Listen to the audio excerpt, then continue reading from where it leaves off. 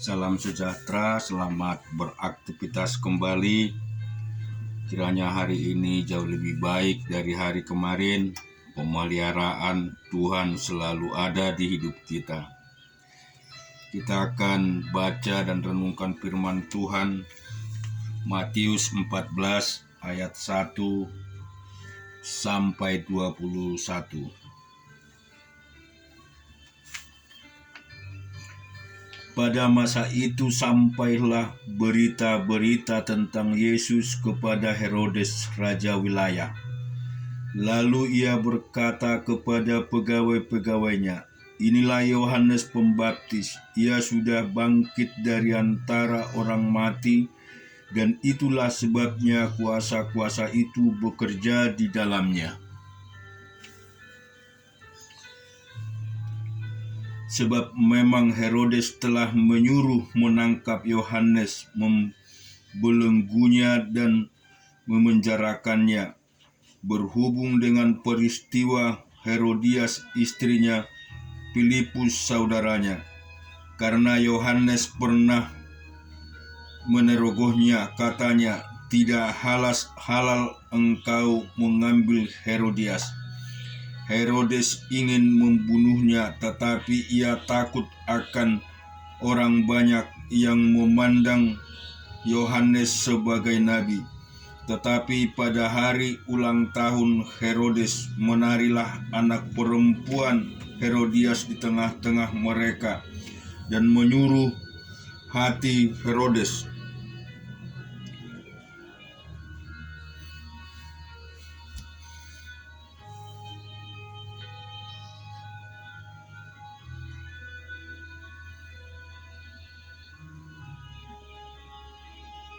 menari anak perempuan Herodes di tengah-tengah mereka dan menyukakan hati Herodes, sehingga Herodes bersumpah akan memberikan kepadanya apa saja yang dimintanya.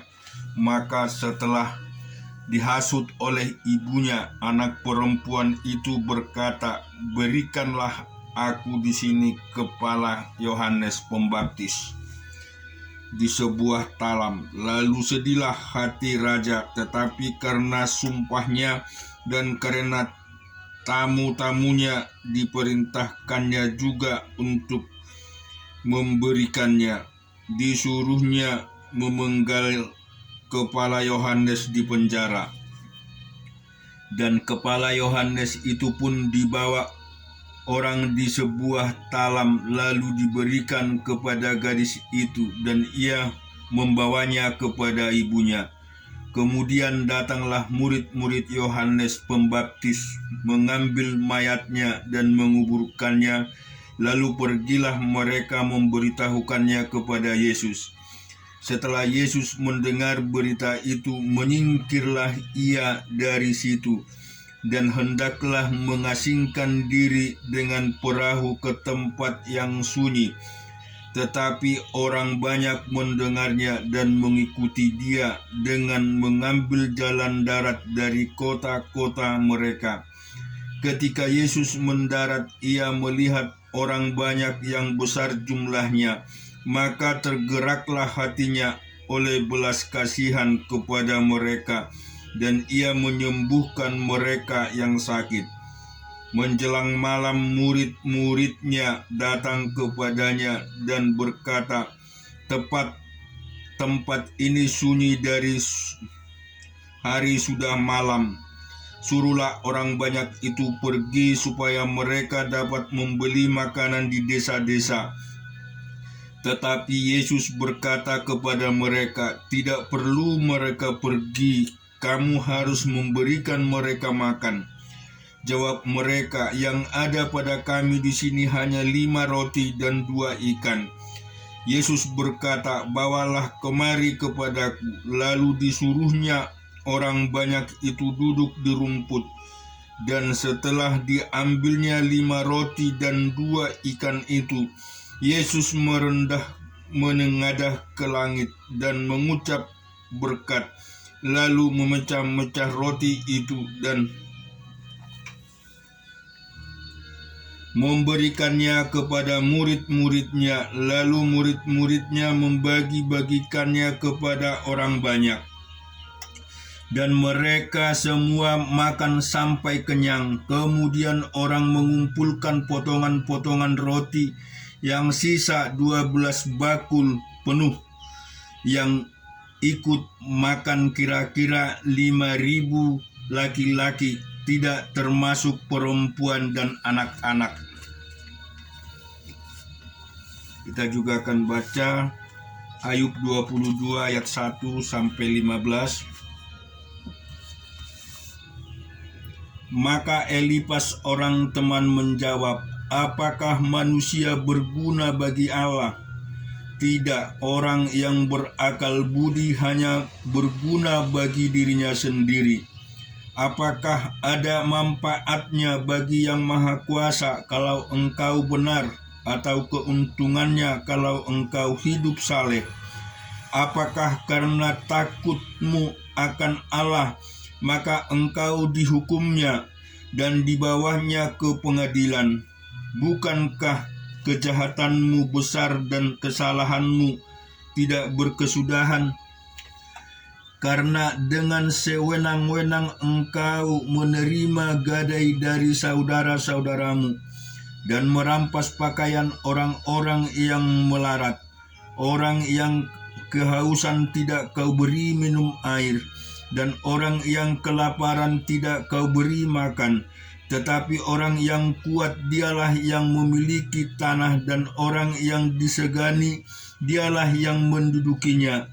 Janda-janda kau suruh pergi dengan tangan hampa, dan lengan yatim piatu kau remukkan. Itulah sebabnya engkau dikelilingi perangkap dan dikejutkan oleh kedahsyatan dengan tiba-tiba. Terangmu menjadi gelap sehingga engkau tidak dapat melihat, dan banjir meliputi engkau. Bukankah Allah bersenyum di langit yang tinggi? Lihat bintang-bintang yang diiringi berapa tingginya.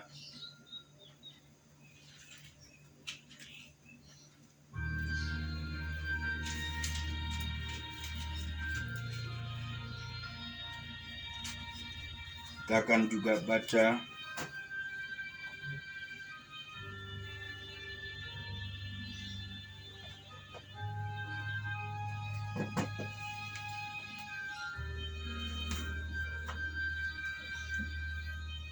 tetapi pikiranmu tahu apa Allah dapat ia mengadili dari balik awan-awan yang gelap.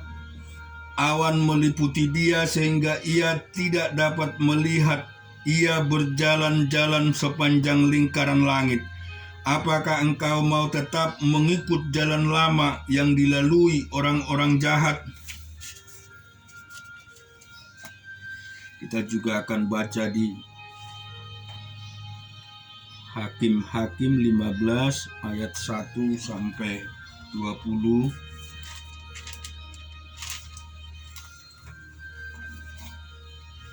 Beberapa waktu kemudian dalam musim menuai gandum, pergilah Simson mengunjungi istrinya dengan membawa seekor anak kambing, serta berkata, aku mau ke kamar mendapatkan istriku. Tetapi ayah perempuan itu tidak membiarkan dia masuk. Kata ayah perempuan itu, aku telah menyangka bahwa engkau benci sama sekali kepadanya. Sebab itu aku memberikannya kepada kawanmu.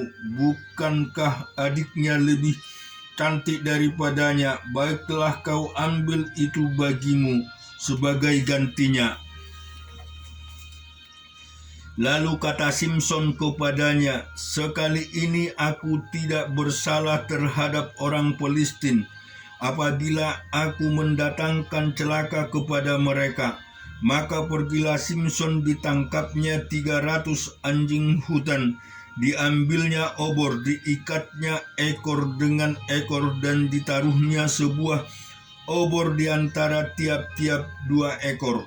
Kemudian dinyalakannya obor itu dan dilepaskannya anjing-anjing hutan itu ke gandum yang belum dituai kepunyaan orang Palestina, sehingga terbakarlah tumpukan-tumpukan gandum dan gandum yang belum dituai dan kebun-kebun pohon zaitun. Berkatalah orang Palestina, siapakah yang melakukan ini? Orang menjawab, Simson, menantu orang Timna itu, sebab orang itu telah mengambil istri Simson dan memberikannya kepada kawannya. Kemudian pergilah orang Palestina ke sana dan membakar perempuan itu beserta ayahnya. Lalu berkatalah Simson kepada mereka, jika kamu berbuat demikian, sesungguhnya aku takkan berhenti sebelum aku membalasnya kepada kamu. Dan dengan pukulan yang hebat, ia meremukkan tulang-tulang mereka. Lalu pergilah ia dan tinggal dalam gua di bukit batu Etam. Lalu majulah orang Palestina dan berkemah di daerah Yehuda serta memencar ke Lehi. Berkatalah orang-orang Yehuda, mengapa kamu maju menyerang kami? Lalu jawab mereka, kami maju untuk mengikat Simson dan memperlakukan dia seperti dia memperlakukan kami. Kemudian turunlah 3.000 orang dari suku Yehuda ke gua di gunung batu Etam dan berkata kepada Simson, tidakkah kau ketahui bahwa orang Palestina berkuasa atas kita? Apakah juga yang telah kau perbuat terhadap kami? Tetapi jawabnya kepada mereka, seperti mereka memperlakukan aku, demikian aku memperlakukan mereka. Kata mereka kepadanya, kami datang ke sini untuk mengikat dan menyerahkan engkau ke dalam tangan orang Palestina. Tetapi jawab Simson kepada mereka, bersumpahlah kepadaku bahwa kamu sendiri tidak akan menyerang aku. Lalu kata mereka kepadanya, tidak, kami hanya mau mengikat engkau dan menyerahkan engkau ke dalam tangan mereka, tetapi membunuh engkau kami tidak mau. Maka mereka mengikat dia dengan 2 tali baru dan membawa dia dari bukit batu itu. Setelah ia sampai ke Lehi dan orang-orang Palestina mendatangi dia dengan bersorak-sorak, maka berkuasalah roh Tuhan atas dia, dan tali-tali pada tangannya menjadi seperti batang rami yang telah habis dimakan api, dan segala pengikatnya hancur tanggal dari tangannya. Kemudian ia menemui sebuah tulang rahang keledai yang masih baru. Diulurkannya lah tangannya, dipungutnya dan dipukulnya mati 1.000 orang dengan tulang itu. Berkatalah Simson, dengan rahang keledai bangsa keledai itu kuhajar, dengan rahang keledai 1.000 orang kupukul. Setelah berkata demikian, dilemparkannya tulang rahang itu dari tangannya. Kemudian dinamailah tempat itu Ramat Lehi.